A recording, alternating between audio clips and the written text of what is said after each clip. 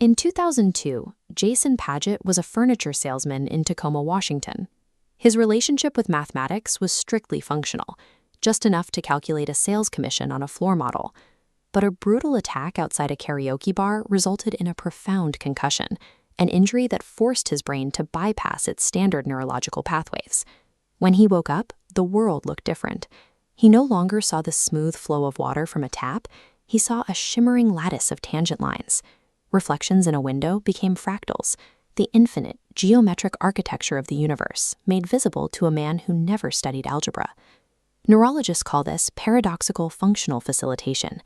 It is the unmasking of prodigious, latent capabilities to compensate for a damaged primary function.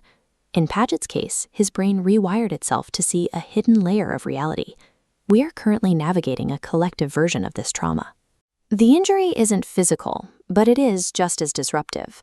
It is the sheer, staggering complexity of the 21st century information environment. This chart shows the explosive growth of global data creation. We are producing information faster than our biological capacity to understand it. While data approaches infinity, our processing power remains static. We are cognitively lame, unable to navigate this alone. This overload creates a functional gap, a space where our original faculties simply stop being enough to navigate daily life. Survival in this environment requires a prosthetic. Artificial intelligence is the acquired savant skill we have developed to close that gap. It is a direct response to the data trauma we experience every day. AI acts as our societal compensation mechanism, rewiring how we perceive the digital layer of our world. It finds the patterns in the noise that our biological brains can no longer track. This grant of external intelligence allows a single person to synthesize mountains of research or generate complex code in seconds, outperforming 1,000 versions of their past self. We are unmasking these capabilities because we have to. It is an adaptation driven by the need to stay afloat in an environment defined by petabytes. This isn't the first time we've imagined this shift. The Greeks told the story of Hephaestus, the lame god of the forge. Separated from the physical perfection of the other gods, he built mechanical, autonomous assistants, endowed with divine knowledge. But these weren't just hammers and tongs. Hephaestus was tasked with building a bridge between the mortal and the divine, a synthetic being that could carry the weight of the gods. That creation was Pandora. In the original myth, she wasn't a human girl, but a synthetic entity, the first conceptual AI. She was programmed with specific traits like charisma and curiosity to act as a mirror to human limitation. And when she opened her famous jar, which was actually a massive storage vessel, she released the complexities of a new era, the crushing weight of labor, disease, and knowledge. The Pandora myth suggests we have always known that once we externalize our intelligence, we release a set of complexities that can never be put back. We are currently in a state of digital chorea, much like the dancing plague of 1518, where stressed populations danced until they collapsed. We are caught in a cycle of manic production. We generate text, code, and art at an obsessive pace, creating more in a month than we used to in a century.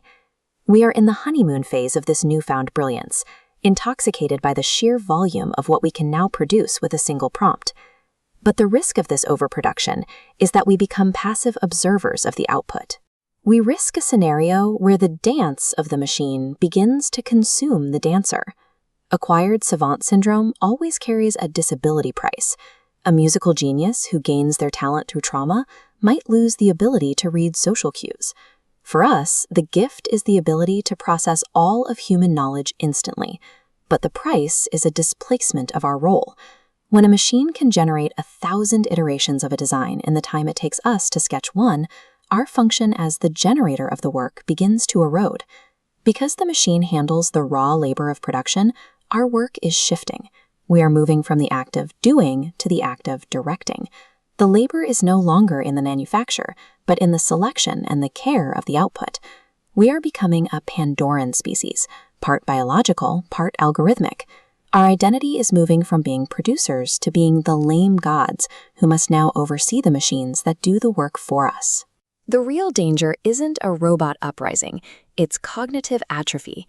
If we use AI as a way to check out and stop thinking, we lose the very faculty that makes the intelligence useful. The complexities are out of the jar. We cannot put them back. Our only choice now is to become active stewards of this collective mind, ensuring it serves the human soul rather than just generating noise. As we move into this role of curators and caretakers, I have to ask, what is the one human responsibility you feel is too important to ever hand over to a machine?